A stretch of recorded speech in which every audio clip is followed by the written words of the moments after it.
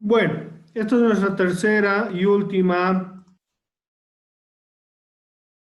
conexión. Por favor, estamos viendo los principios del proceso penal, del juicio oral, perdón.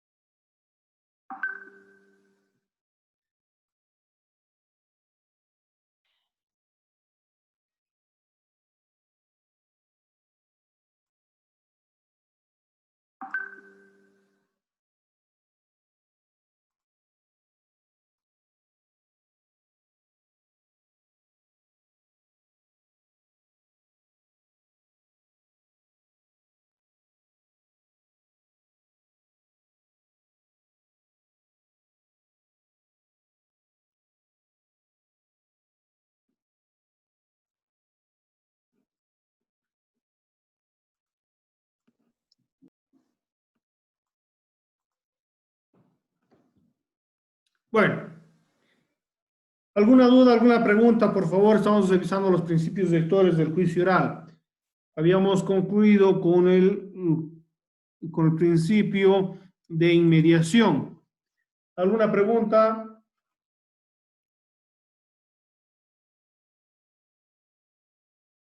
¿O podemos ejemplificar para, digamos, tener mayor claridad?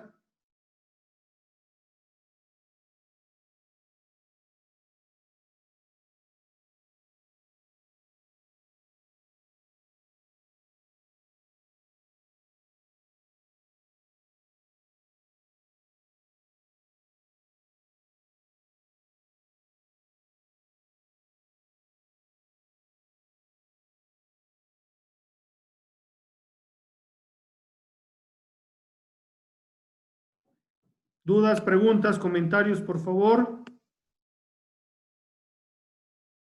No, Doc, está bien lo de los principios. Ya. Otro de los principios que habíamos señalado con anterioridad es la celeridad. Como el juicio oral afecta gravemente a las personas, tanto víctima como acusado, ¿no? Es necesario que las personas sufran el menor tiempo este procedimiento, ¿no? Y obviamente para evitar la pérdida, destrucción de los elementos de pruebas. En algunos casos, por ejemplo, cuando los testigos se citan con un tiempo bastante largo, los temas específicos pueden ser olvidados por los testigos. Por ejemplo, los días, horas, algunos detalles, si era en la mañana o en la tarde, o en qué posición se encontraba, si estaba al norte, al sur, al este o al oeste, ¿no? Para ir determinando con claridad algunos elementos. Es por eso que siempre se trata de que el proceso penal sea lo más antes posible y el juicio oral, obviamente, sea rápido, ¿no?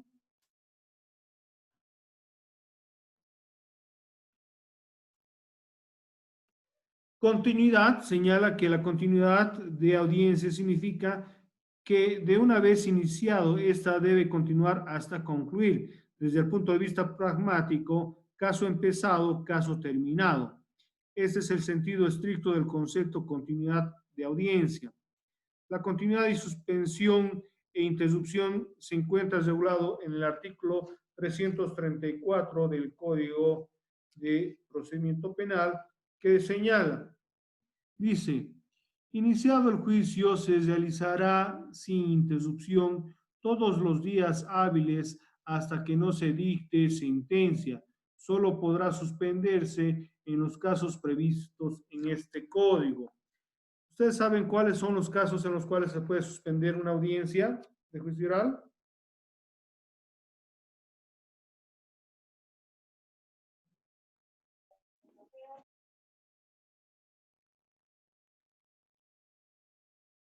En los casos que no aparezca el testigo o ya sea el perito intérprete, doc. Cuando, por ejemplo, se instaura el juicio oral y no se encuentran los testigos más importantes de las partes, tanto de cargo o de descargo, se puede solicitar por una única vez se suspenda esto. Cuando no se encuentran las partes, como habíamos visto, cuando no está el fiscal, cuando no está el imputado, ¿no? Se puede suspender y obviamente van a haber procedimientos especiales, ¿no? Normalmente se declara cuarto intermedio en un juicio oral para darle un respiro a las partes, ¿no? Cuando ya han trabajado todo el día o a mediodía. En algunos casos, por ejemplo, yo estuve en un juicio oral que empezó 2 de la tarde y terminó 10 de la noche, ¿no? Fue un trabajo maratónico, ¿no? Viendo testigos, pruebas, y ahí se declaró cuarto intermedio para el día siguiente y empezamos a las 8 de la mañana. En esas circunstancias se puede hacer una suspensión temporal, ¿no?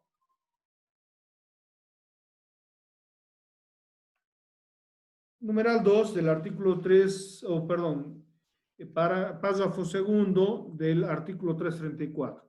La audiencia se realizará sin interrupción todas las horas hábiles del día. El juez o el presidente del tribunal ordenará los decesos diarios fijados la hora en que éste se inicia. Es lo que les decía, el cuarto intermedio a mediodía para tomar un refrigerio. En algunos casos, dependiendo de las circunstancias, no se realiza esto, se continúa, ¿no? Yo me he enterado de algún juicio, por ejemplo, que ha empezado 8 de la mañana y ha concluido a las 12 de la noche, habilitando días y horas, horarios extraordinarios también se puede habilitar, ¿no? La continuidad asegura la celeridad del juicio, se implica que iniciado el juicio se realizará sin interrupción todos los días hábiles hasta que se dicte sentencia.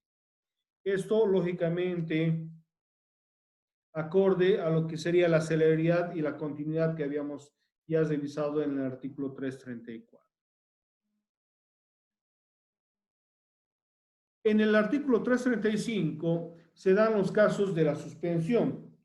Dice, la audiencia del juicio oral se suspende únicamente cuando, uno, no comparecen testigos, peritos, intérpretes cuya intervención sea indispensable o cuando sobreviniere la necesidad de producir pruebas extraordinarias. Dos, algún juez u otro sujeto procesal tenga un impedimento físico debidamente comprobado que les impida continuar su actuación en el juicio, salvo que se trate del fiscal o el defensor y que ellos puedan ser sustituidos inmediatamente. 3. El fiscal o el querellante, por descubrimiento de los hechos nuevos, si quieran ampliar la acusación o el imputado a su defensor lo solicite después de su ampliada la acusación, siempre que por las características del caso no se pueda continuar inmediatamente. En algunos casos, dentro de lo que es la averiguación del proceso, se puede ir dando hechos que salen de lo que ya se estaba llevando adelante en el proceso, ¿no? Surgen testigos nuevos, surgen pruebas de reciente obtención, entonces en esas circunstancias puede pedir la suspensión para analizar las nuevas pruebas y realizar, digamos, una modificación de la acusación.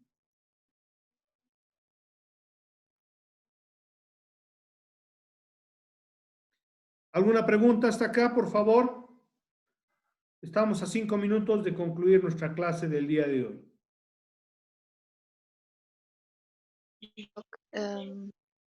En el artículo 364, cuando estaba buscando en el código, encontré uno que decía en la parte final de ese Ajá. principio que en ningún caso la o el juez podrá declarar cuarto intermedio. Eso no es el receso, ¿no, Doc? ¿A qué se refiere? Bueno, en realidad esta complementación se ha dado porque muchos de los jueces abusaban de esto, ¿ya? Le han dado otra denominación al cuarto intermedio, pero en algunos jueces sigue manejando cuarto intermedio, lo que es una suspensión temporal, ¿no? Por un tiempo determinado para retomar. Pero les comento, por ejemplo, en la ciudad de La Paz me tocó participar en un juicio oral en el cual, por ejemplo, no se cumple esta regla. Por ejemplo, empezamos el juicio oral en la tarde del día jueves, ¿ya? Y señalaron una hora simplemente para el juicio oral, porque supuestamente tenían gran carga procesal. En una hora no se pudo más que escuchar la declaración de dos testigos, ¿no? Y el perito, y después se declaró, se suspendió la audiencia para el día lunes. Imagínense, aquí en Cochabamba, si se suspende de un día es para el siguiente día, pero obviamente son criterios, obviamente, que se van manejando de acuerdo a las de carga procesal. No nos olvidemos, digamos, que hay mucha carga procesal en los juzgados. Pero si leemos y seguimos la regla de la normativa, eso estaría, digamos, incumpliéndose los principios de celeridad, continuidad, etcétera, ¿no? Pero bueno, es una cosa la teoría y otra cosa también es la práctica que se va bien. ¿Está bien? Sí, estoy viendo. Listo. Vamos a ver este último principio y con eso estaríamos concluyendo. El principio de publicidad.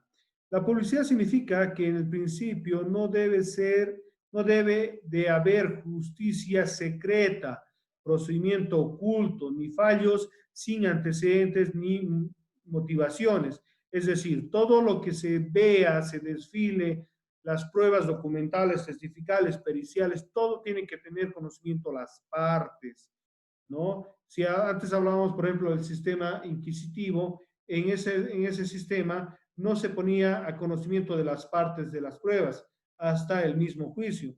Hoy en día, con nuestro sistema acusatorio, todas las pruebas, todo aquel elemento que se quiera introducir a un proceso penal, tiene que ser de conocimiento de las partes.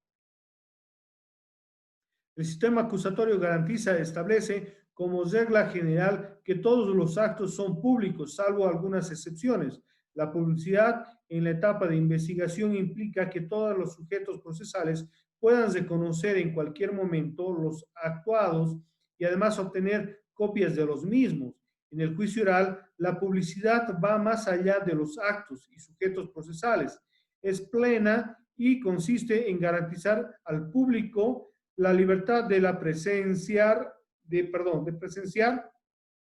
el desarrollo del debate y vigilar que el sistema se desarrolle con eficiencia y honestidad.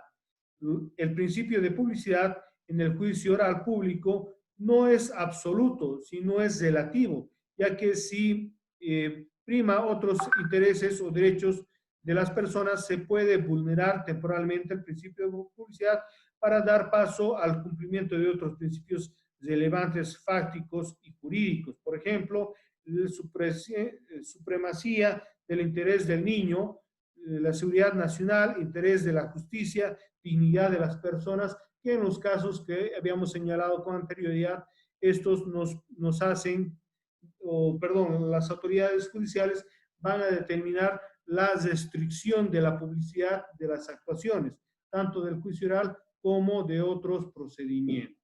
¿Ya? Esto, lógicamente, la publicidad del proceso penal se refiere a la necesidad del proceso en todas sus instancias a favor de las partes.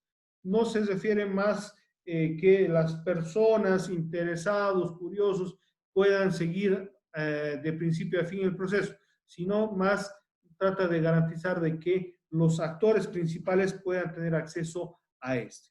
¿Ya? Bueno, ¿alguna duda, alguna pregunta? Ahí vamos a hacer un alto para lo que va a ser el día de hoy. Preguntas, por favor, comentarios.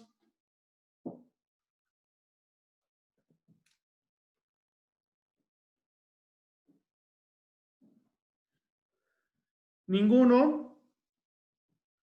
Bueno, que tenga buenas noches. Gracias por los que han asistido y gracias a los que han participado.